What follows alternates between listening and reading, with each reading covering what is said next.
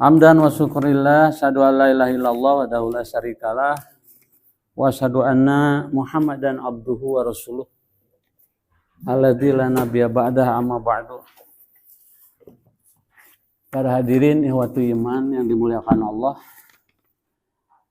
alhamdulillah wa syukurillah, kesempatan malam Jumat kali ini kita dipertemukan kembali oleh Allah dalam keadaan sehat walafiat. Semoga Allah senantiasa melindungi kita dan memberikan kesehatan selalu kepada kita semuanya agar bisa melaksanakan ibadah dengan sebaik-baiknya. Amin ya Allah. Amin.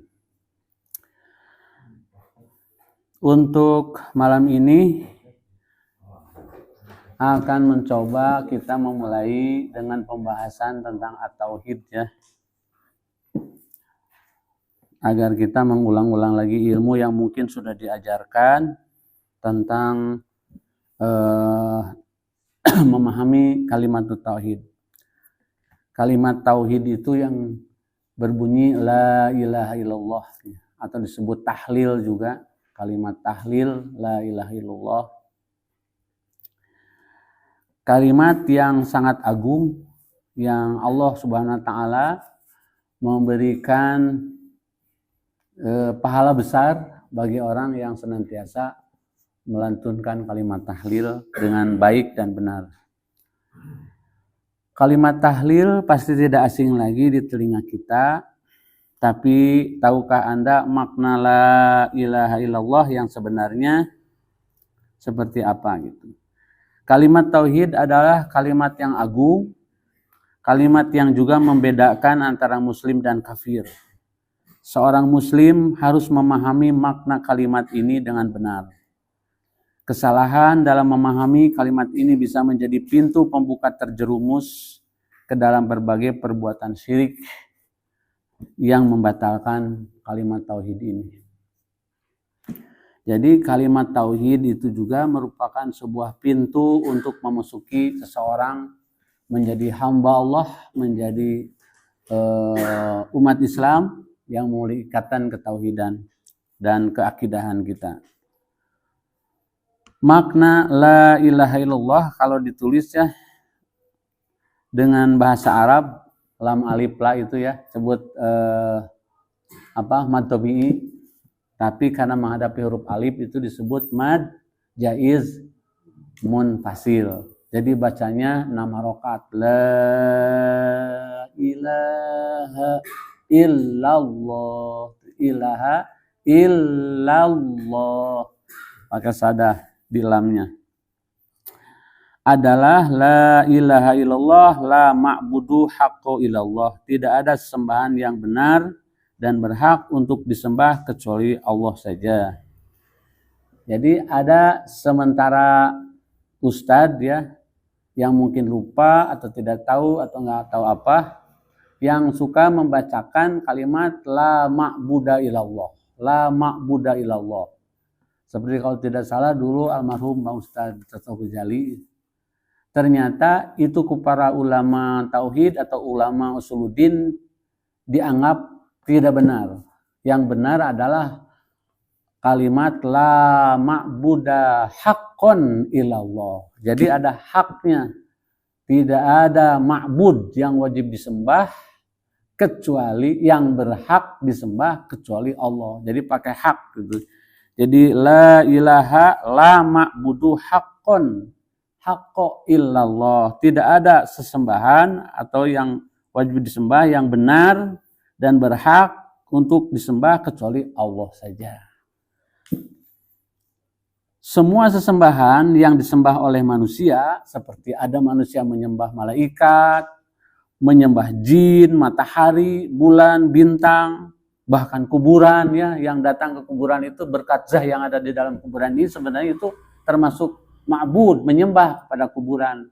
Maka suka dikasih lakob dia adalah penyembah kuburan. Meskipun mereka menentang dan menolak, saya tidak menyembah kuburan. Saya datang ke sini meminta kepada Allah hanya melalui yang ada di dalam kuburan ini. Makanya berkat zah yang ada di dalam kuburan ini tetap aja menurut ilmu tauhid akidah kita termasuk syirik dan itu sama dengan menyembah kuburan. Makanya syirik disebutnya. Kemudian ada yang menyembah berhala seperti orang-orang jahiliyah, orang musyrikin ya. Termasuk orang Nasrani yang menyembah patung Yesus, itu juga termasuk berhala.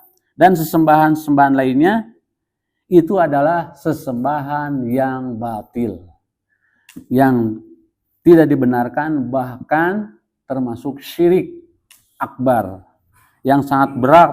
Itu ancaman nerakanya itu jahanam. Ada juga yang menyembah matahari seperti di Jepangnya agama apa? Shinto. Kemudian ada penyembah bulan seperti jahiliyah ya, kaum jahiliyah. Menyembah bintang dan lain-lain. Yang semuanya itu tentu saja tidak bisa membawa manfaat dan itu tidak bisa menolak bahaya. Semuanya adalah boset saja yang tidak ada manfaat sama sekali di samping musyrik. Nah, pada kalimat tahlil ada 4 kata, yaitu la. La disebutnya la nafiyah disebutnya. La nafiyah itu menafikan, yakni meniadakan semua jenis sesembahan. Kata ilah berarti sesuatu yang disembah. Ilah. La ilah. Tidak ada sesembahan kecuali yang berhak disembah adalah Allah. Ilah itu disebutnya istisna atau pengecualian. Kata Allah maksudnya bahwa Allah itu adalah ilah tea. Tidak ada ilah kecuali Allah. Seperti la ilaha illallah. Tiada Tuhan yang wajib disembah kecuali Allah yang esa, yang satu, wahid.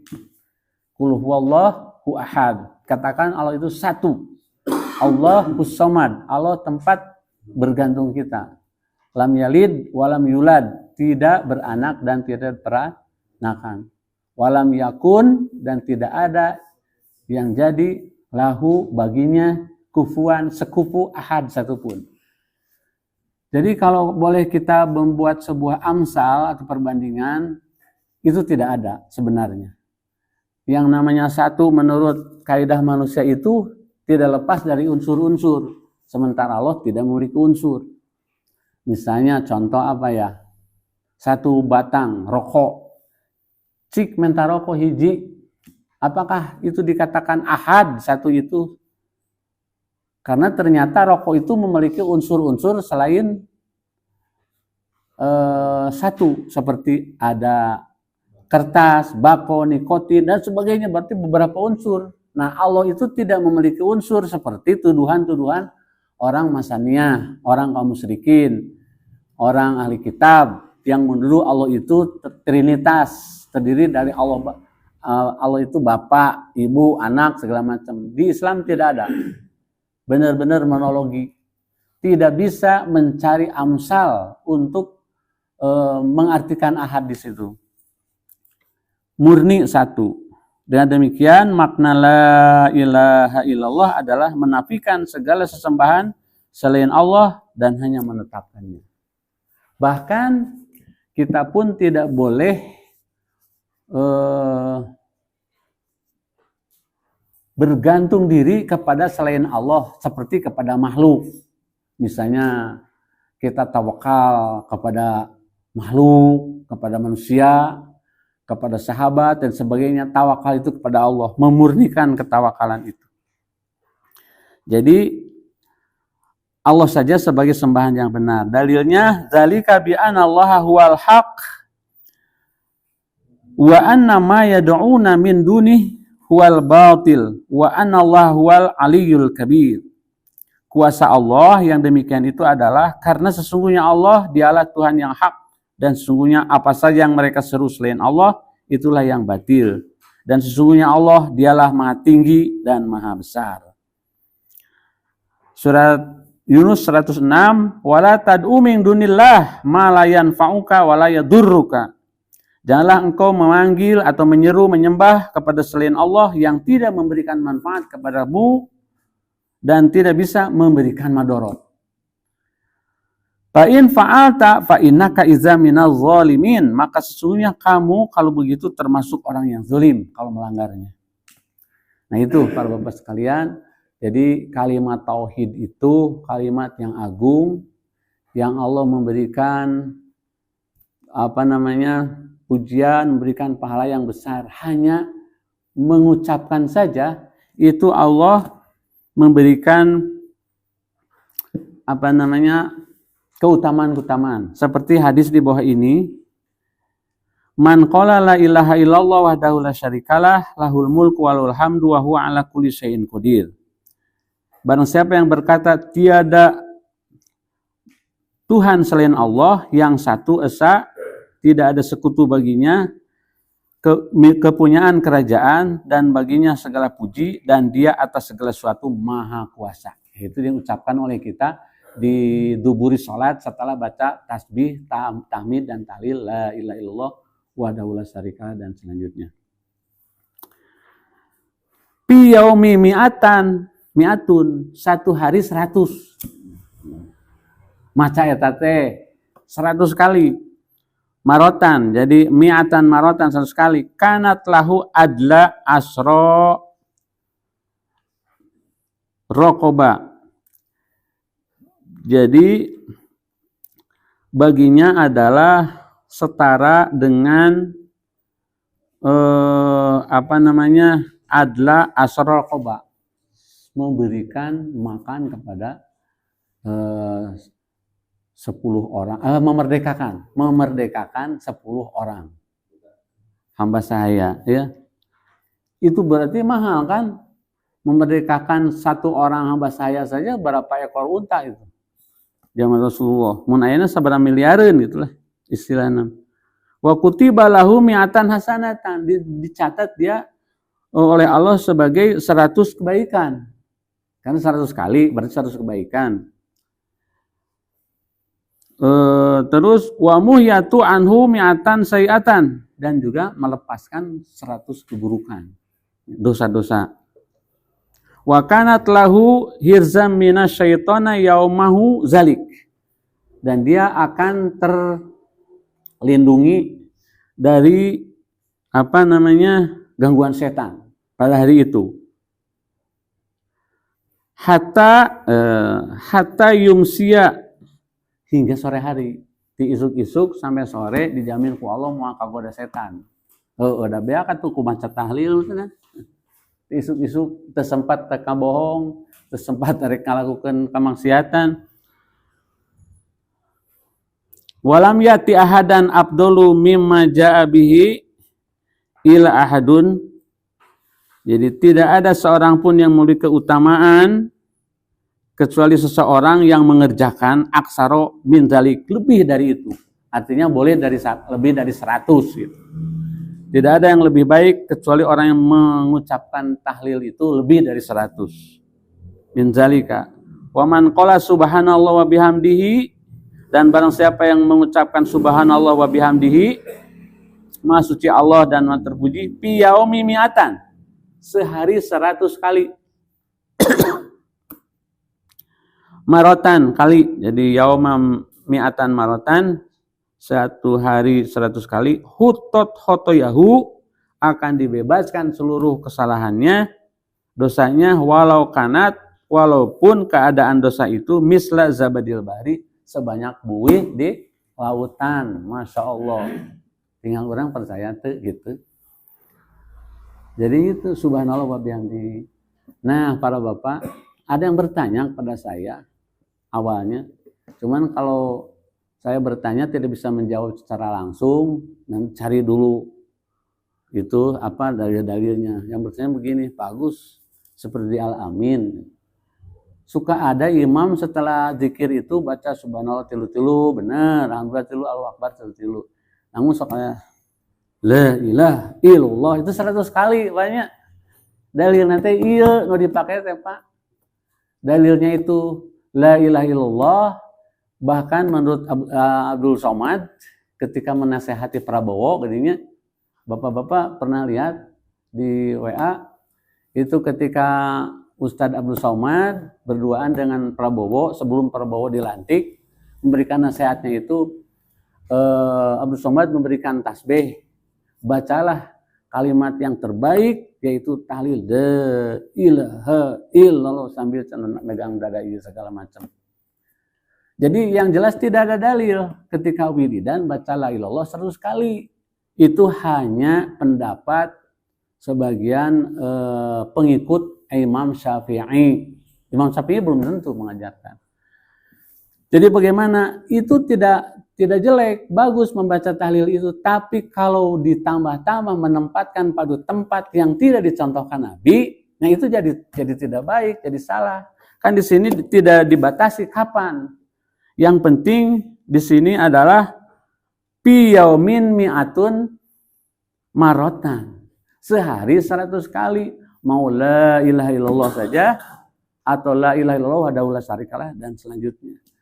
Tidak ditentukan apakah harus berurutan 100 kali atau boleh dicicil. Misalnya pagi-pagi 20 kali, udah duha 20 kali, itu terserah.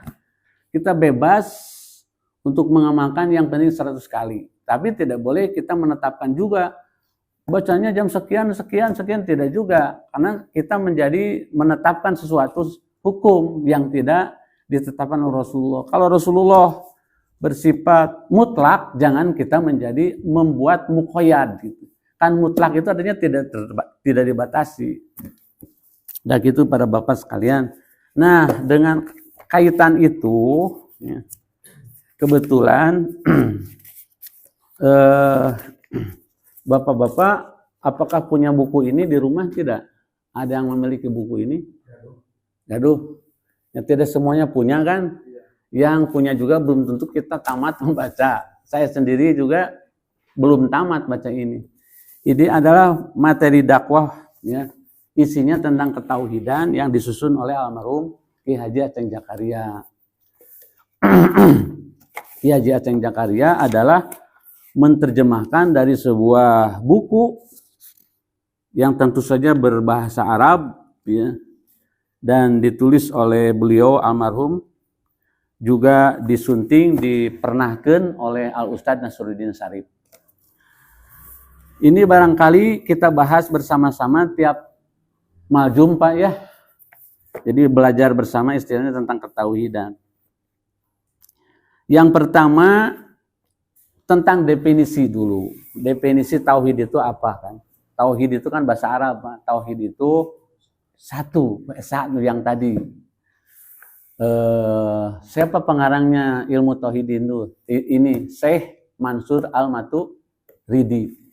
Beliau kan di zaman Rasul tidak ada ilmu tauhid.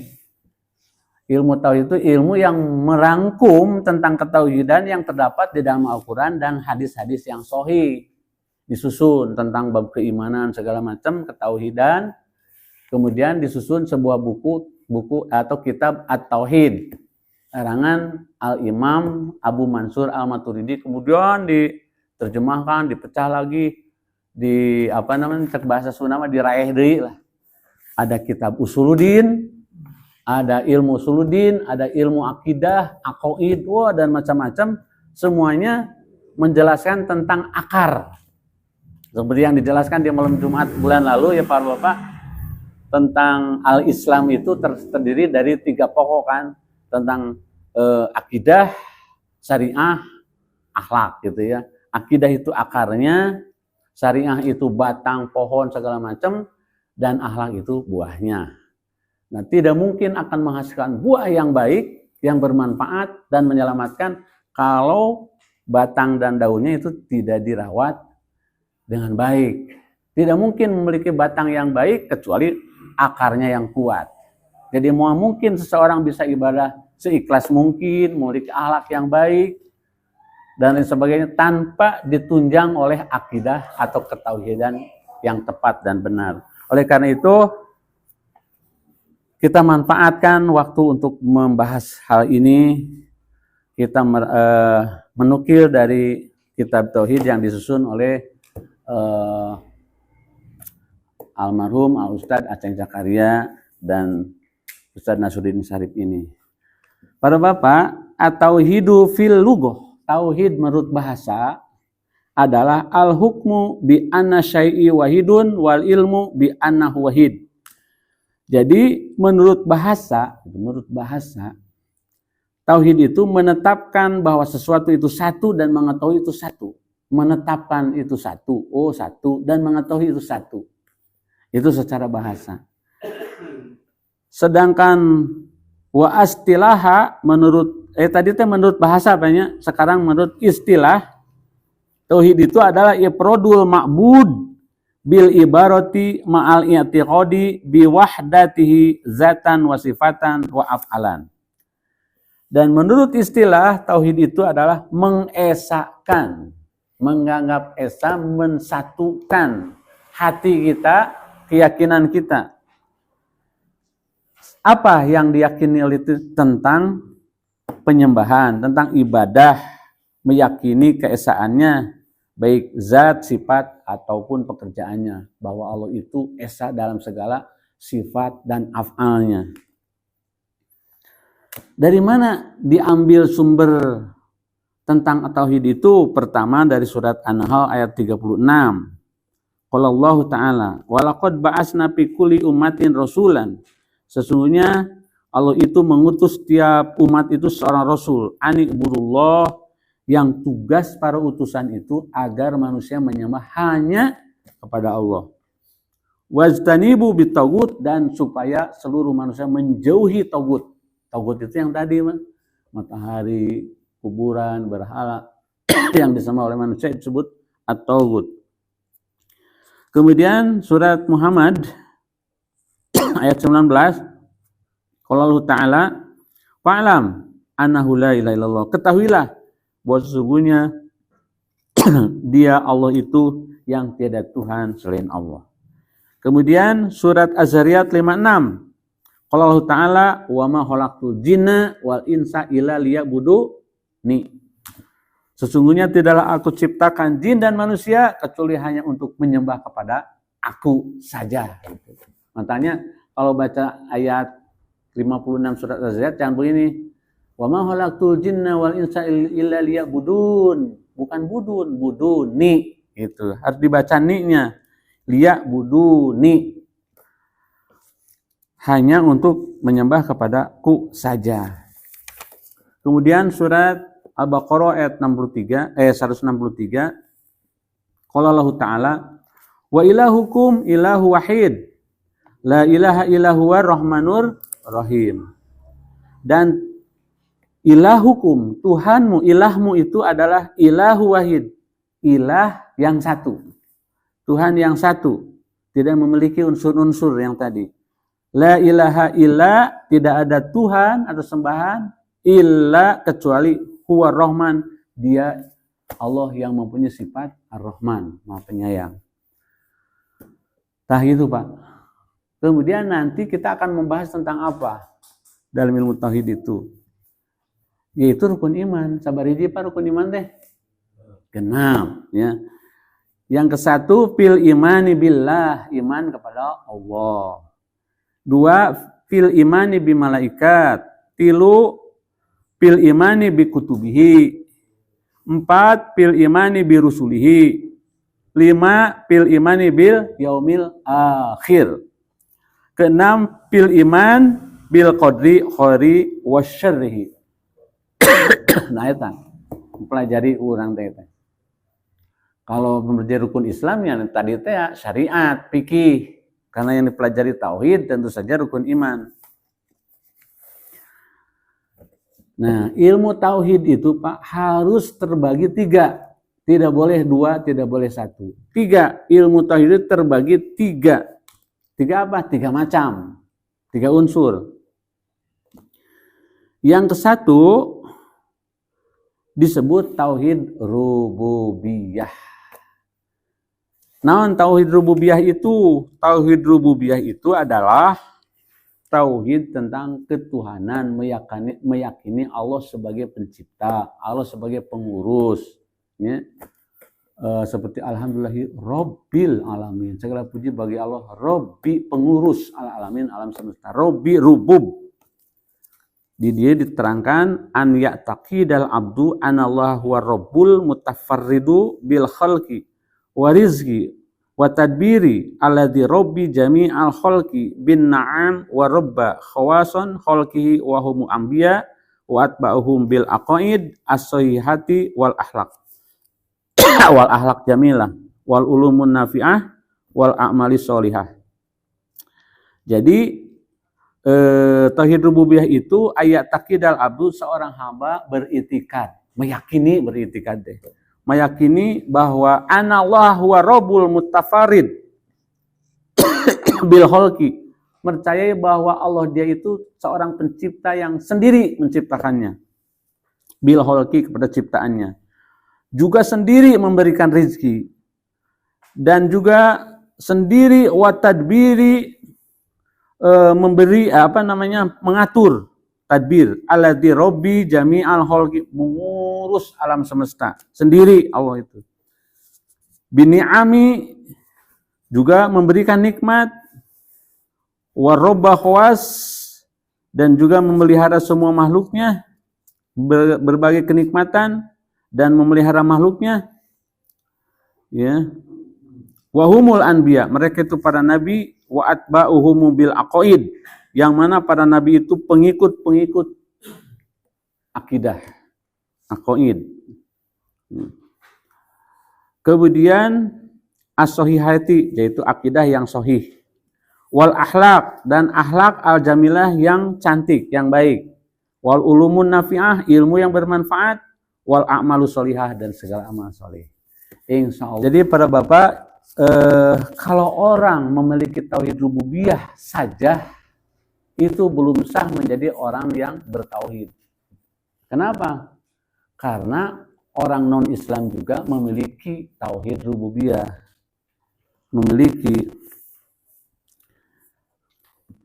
Di dalam kitab Minhajul Muslim halaman 14 disebutkan, orang-orang kafir oge ketika ditanya, siapa yang menciptakan alam semesta ini? Jawabnya teh Allah. Jadi orang non-Islam juga percaya, Pak, bahwa yang menciptakan gunung, langit, laut, alam, menciptakan dirinya adalah Allah. Tuh udah bertauhid. Kecuali ateisme.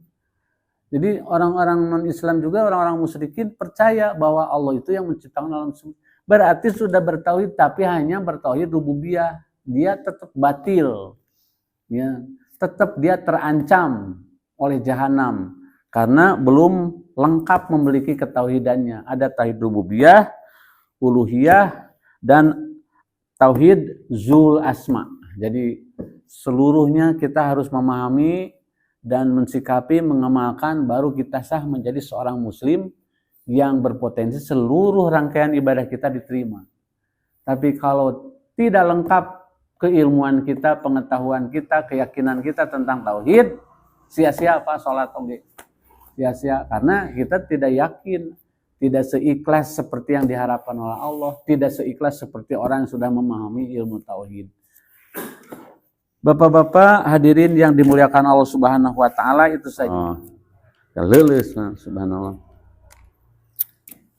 Demikian, semoga bisa dipahami dan bermanfaat untuk semuanya. Kita akhiri dengan doa. Rabbana atina fid dunya hasanah wa fil akhirati hasanah wa qina adzabannar. Aqulu qouli hadza wa astaghfirullah li wa lakum. Wassalamualaikum warahmatullahi